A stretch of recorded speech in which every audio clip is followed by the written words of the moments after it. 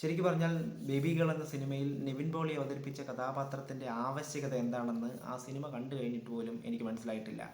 പിന്നെ മറ്റൊരു കാര്യം എന്താണെന്ന് വെച്ച് കഴിഞ്ഞാൽ എനിക്ക് തോന്നുന്നു സഞ്ജയ് ബോബിയുടെ സ്ക്രിപ്റ്റിങ്ങിൽ ഏറ്റവും വീക്കായിട്ടുള്ള ഒരു സ്ക്രിപ്റ്റ് ഒരുപക്ഷെ ബേബി ഗേൾ ആയിരിക്കും. അത്രമാത്രം വീക്കാണ് ഇതിൻ്റെ കഥയും കഥാസന്ദർഭങ്ങളും ഒക്കെ.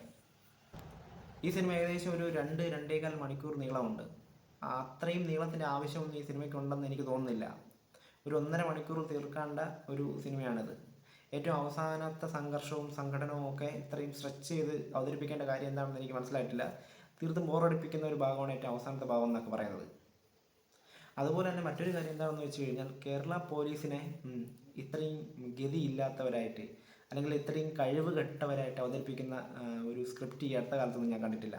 അത്രയും പരിതാപകരമാണ് കേരള പോലീസിൻ്റെ അന്വേഷണ രീതി ഈ സിനിമയിൽ. ശരിക്കും പറഞ്ഞാൽ ഈ സിനിമയിൽ അഭിമന്യു അവതരിപ്പിച്ച പോലീസ് കഥാപാത്രം നിവിൻ പോളി അവതരിപ്പിച്ചാൽ മതിയായിരുന്നു. എന്നിട്ട് നിവിൻ പോളി അവതരിപ്പിച്ച കഥാപാത്രത്തെ ശരിക്കും പറഞ്ഞാൽ കട്ട് ചെയ്ത് കളയേണ്ടതേ ഉള്ളൂ. ആ പോലീസ് കഥാപാത്രത്തെ കുറച്ചുകൂടി ഡെപ്ത് കൊടുത്തിരുന്നെങ്കിൽ ഈ കഥ കുറച്ചുകൂടി മെച്ചപ്പെട്ടതായി മാറിയേനെ എന്നാണ് എനിക്ക് തോന്നിയിട്ടുള്ളത്. അതുപോലെ തന്നെ മറ്റൊരു കാര്യം, ഈ സിനിമയുടെ എൻഡിങ് വളരെ പരിതാപകരമായിട്ടുള്ള എൻഡിങ്ങാണ്. സാധാരണ പഴയ ഡ്രാമ സ്കൂൾ മോഡലുള്ള ഒരു എൻഡിങ്ങാണിത്.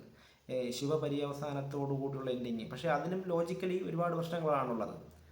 ശരിക്കും പോലീസ് ഈ കേസ് സോൾവ് ചെയ്തിരുന്നെങ്കിൽ ആ കഥാപാത്രങ്ങൾക്ക് ഒരു സ്വാതന്ത്ര്യം ലഭിച്ചേനെ ഒരു പക്ഷേ ഇത് സോൾവ് ചെയ്യാത്തിടത്തോളം കാലം ആ കഥാപാത്രങ്ങളെ പോലീസ് എന്തെങ്കിലും ഒരിക്കൽ പിടിക്കുമായിരിക്കും. അങ്ങനെ പിടിച്ചു കഴിഞ്ഞാൽ അവർ കൂടുതൽ ദുരിതത്തിലായിരിക്കും കൂടുതൽ പോകുന്നത്. അങ്ങനെ നോക്കുമ്പോൾ ഈ സിനിമയുടെ എൻഡിങ് വളരെ എന്താ പറയുക, ഈ ശുഭപര്യവസാനം എന്ന് തോന്നിപ്പിക്കുന്ന തരത്തിൽ കൊണ്ടെത്തിച്ചെങ്കിലും അത് അത്ര ശുഭകരമായിട്ട് എനിക്ക് തോന്നിയിട്ടില്ല.